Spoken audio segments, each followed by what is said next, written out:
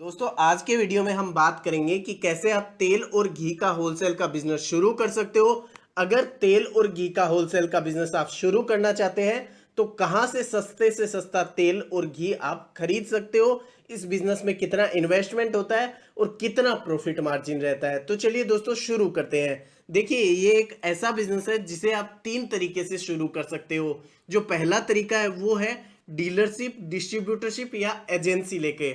मतलब काफी popular brand ऐसे हैं, जैसे बात करें तो फॉर्च्यून हो गया, धारा हो गया, सफोला हो गया, सनड्रॉप हो गया, पतंजलि हो गया, और भी काफी ऐसे पॉपुलर ब्रांड हैं जो कुकिंग ऑयल का प्रोडक्शन करते हैं। तो अगर आप चाहते हैं तो इनकी डीलरशिप भी आप ले सकते हो। आगे मैं वीडियो में आपको बताऊंगा इसमें कितना इन्वेस्टमेंट वगैरह लगता है।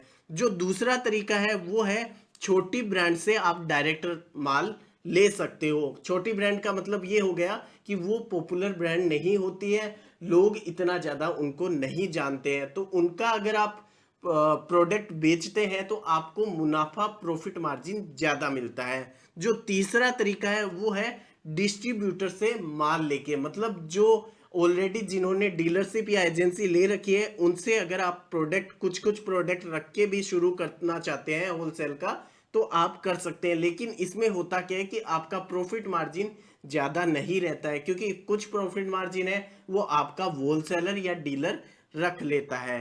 अब बात करते हैं सस्ते से सस्ता आप कहाँ से खरीद सकते हैं।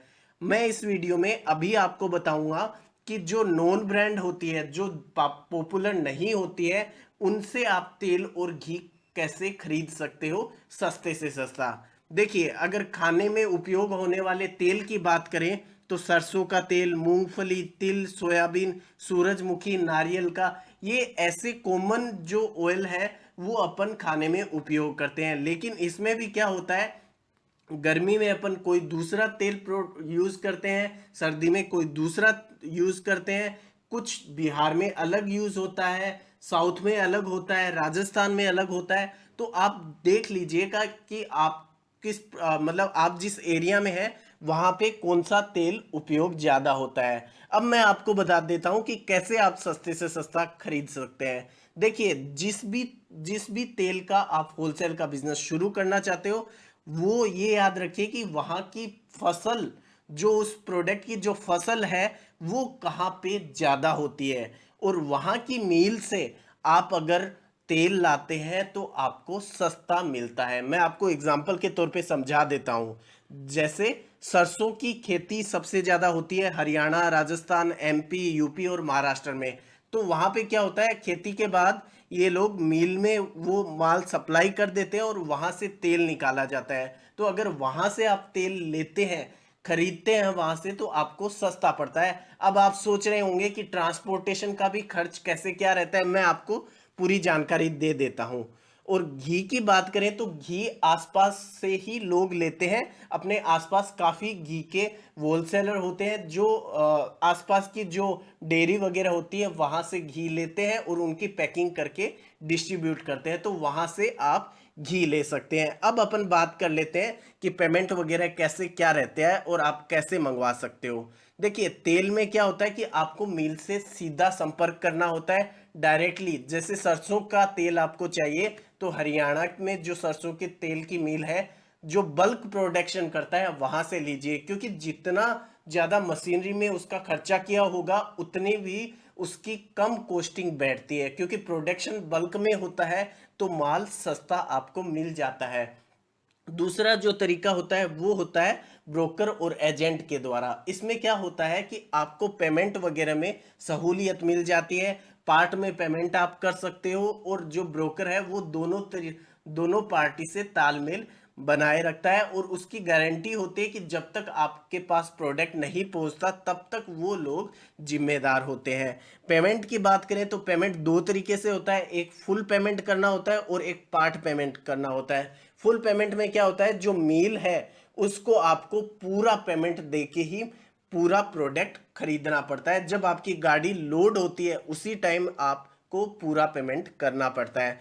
पार्ट पेमेंट में जब ब्रोकर या कोई एजेंट या कोई आपका जानकार हो जाता है या आपके रिलेशन अच्छे होते हैं लॉन्ग टाइम के बाद, उस टाइम आप पार्ट पेमेंट भी कर सकते हो, मतलब 50% गाड़ी लोड हुई तब दे दिया, उसके बाद पहुंचने के बाद जब आपके स्टेशन पे, आपकी जगह पे जब गाड़ी पहुंच जाती है उस टाइम कुछ दे दिया, और कुछ टाइम बाद आप भी पेमेंट कर सकते हो। अब बात करते हैं इन्वेस्टमेंट की। देखिए इन्वेस्टमेंट है, जो ब्रांड की बात करूं तो ब्रांड कुछ कुछ होती है वो एफएमसीजी प्रोडक्ट की होती है, जैसे आईटीसी वगैरह हो गई, या आप बात कर लीजिए अमूल हो गई।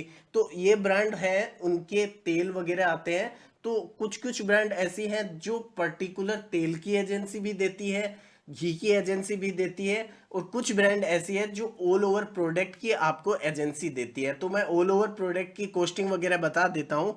उसमें क्या होता है कि सिक्योरिटी डिपॉजिट करना पड़ता है, स्टॉक जितना भी आप लेते हैं उसका अमाउंट देना पड़ता है, इसी के साथ वो लोग आपका इंफ्रास्ट्रक्चर, गोडाउन और व्हीकल जरूर मांगते हैं। तो टोटल जो इन्वेस्टमेंट लगता है वो 5 से 7 लाख रुपए लगता है। और जब आप केवल घी और तेल की लेते हैं एजेंसी, देखिए मोस्टली जो पॉपुलर ब्रांड है वो इस टाइप से नहीं करते हैं, बट कुछ छोटे ब्रांड होते हैं जो केवल आपको तेल और घी की एजेंसी देते हैं। तो उसमें आपको 2 से 3 लाख रुपए सिक्योरिटी डिपॉजिट के हिसाब से या टोटल कॉस्टिंग बिठा के लेते हैं शुरुआत में। तो अब बात कर लेते हैं आवश्यकता इसके लिए किन किन चीजों की है। सबसे जरूरत आपको पड़ती है सेल्स ऑफिस की और गोडाउन की। सेल्स ऑफिस आपका मार्केट में होना चाहिए, जहां पे रिटेलर्स, जो दुकानदार हैं छोटे छोटे, वो आके माल खरीद रहे हो। सबसे बेनिफिट ज्यादा ये रहता है कि इसमें आप गुड़ वगैरह हो गया, चीनी हो गया, चावल हो गया, वो सब भी रखते हैं, तो आप ज्यादा मुनाफा कमा पाते हैं, क्योंकि प्रोडक्ट, सब प्रोडक्ट की डिमांड होती है तो आपके पास भी कस्टमर पहुंच जाता है। वरना जो दुकान होती है वो हमेशा मेन मार्केट में लीजिएगा, जहां पे रिटेलर अपनी परचेजिंग करने आते हैं। इसके बाद आपको जीएसटी नंबर और फर्म और कंपनी का रजिस्ट्रेशन करवाना पड़ता है। उसके बाद आपको कम से कम एक स्टाफ चाहिए होता है। अब बात कर लेते हैं प्रॉफिट मार्जिन की। देखिए प्रॉफिट मार्जिन इसमें डिपेंड करता है आपकी परचेज पे।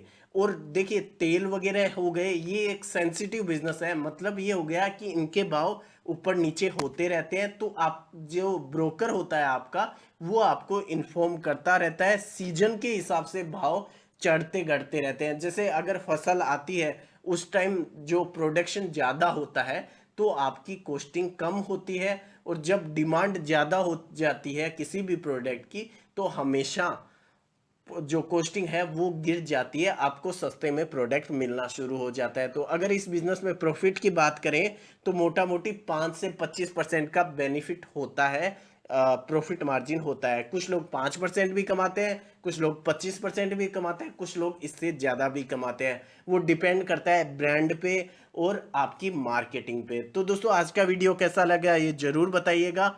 अगर आप किसी भी टॉपिक पे मुझसे कुछ भी पूछना चाहते हैं तो कमेंट कर दीजिएगा, मैं उस पर आगे आने वाले दिनों में वीडियो बनाने की कोशिश करूंगा। धन्यवाद दोस्तों, वीडियो लाइक जरूर कीजिएगा और चैनल सब्सक्राइब कर लीजिएगा।